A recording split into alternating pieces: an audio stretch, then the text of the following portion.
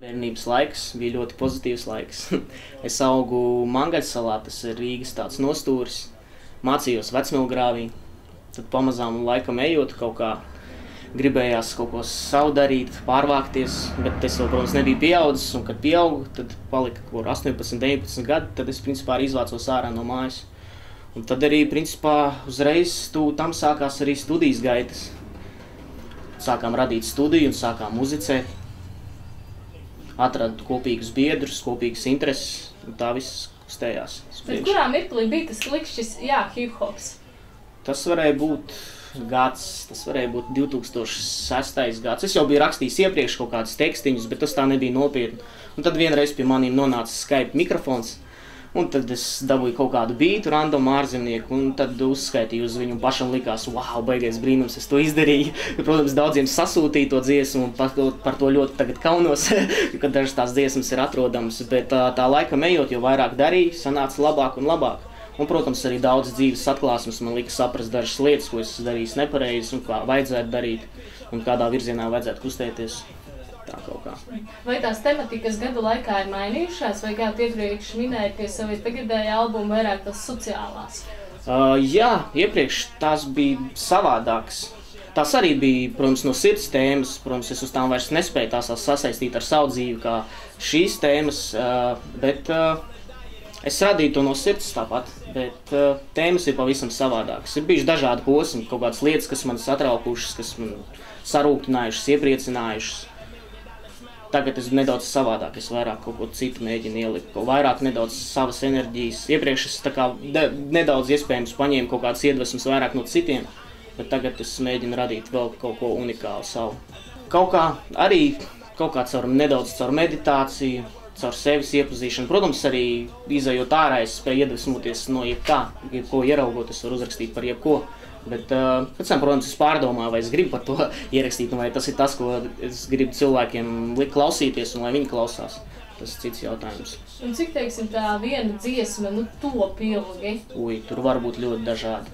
Man ir dažreiz tā, ka es 10 minūtēs uzrakstu tādā brīdī vislabāko dziesmu, un dažreiz ir tā, ka es vienu dziesmu rakstu pusotru mēnesi, 2 mēnešus. Un tā kaut kā. Tas to grūtā pateikt, tas ir atkarīgs no dažādiem faktoriem. Teiksim, bija dziesmas, un šis tā kā ir pirmais albums, vai jau? Man ir bijis mixtapes, ir bijis EP kopīgs ar Ekšo iepriekš. Ir bijis tā kā arī albums kopā ar Jeru, tas bija tā kā uz pusēm, tas nebija solo albums. Kreisā krasta mixtapā es piedalījies, ir arī Satina pasauli izlase, ko es pats biju uzņēmies, ko ierakstīju dažādus savu pazīstams draugus un savas dziesmas un uztaisījām kopīgu materiālu. Bet šis bija mans pirmais solo albums, jā. Un tagad es jau plānošu to jau vēl. Es jau sen biju gribējis solo albumu, bet vienmēr kaut kā savācās tas materiāls. Man jau bija paredzēts 3 vēl solo izlases, bet es kaut kā to materiālu vienmēr atsijāju malā. Man kaut kā es viņu ierakstīju, un pēc kaut kāda laika man viņš vairs galīgi kaut kā nesaistīja. Tad kaut kādas dziesmas vienkārši nopludināja internetā, un daļu vienkārši atstāja kaut kādai neizlaisto mapītei. Varbūt kādreiz dzirdēsiet. Un kura bija varbūt tāda garākā, ilgāka dziesma vai šajā jaunajā albumā, ko rakstīja, kur vajadzēja, nav beats, tur kaut kas nav tā, Vairāk treki bija tādi, kur daudz kas tika pastrādāts, kur arī dzīvie instrumenti tika iespēlēti. Pieņemsim dziesmu Mājas, piedalot, tas bija, Mājas. Tur Ārze Karīma uztaisīja beatu, un vēl Pēters Supelnieks iespēlē gan basu, gan ģitāru, klavierus. Un arī to tekstu es diezgan ilgi rakstīju. Man ideja radās uzreiz, bet es kaut kā nespēju to uzreiz tā izdarīt, tāpēc tur tika ielika vairāk darbu. Un arī dziesmai Cauri pilsētai, tur arī tika pastrādāts bišķi vairāk kā citām dziesmām. Tā principā. Teiksim, kā vispār vērtē to hip-hopa kultūras attīstību pie mums šeit Latvijā? Manuprāt, tas pēdējos gados ir ļoti, ļoti audzis.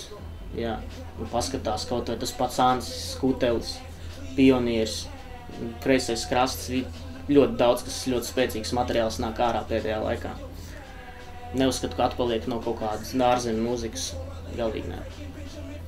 Un ko saka tavi līdzcilvēki? Es domāju, šeit vairāk tuvākie, no ģimenes radi, ko viņi saka par tavu nodarbošanos? Atbalsta, it kā lepojas. Tāpēc es nezinu, es arī jūtos pacelāts tādā ziņā. Vismaz negatīvas atsauksmes nav bijušas. no ģimenes un tuvāko puses. Protams, ir jau visādi heiteri un nīdēji no apkārtējā loka daži, bet tas tā, es to neņem vērā īsti. Teiksim, tavs tāds dzīves mērķis, ko gribētos vēl izdarīt un vispār dzīves vērtības? Gribētos sevi, tik ļoti attīstīt daudzās jomās.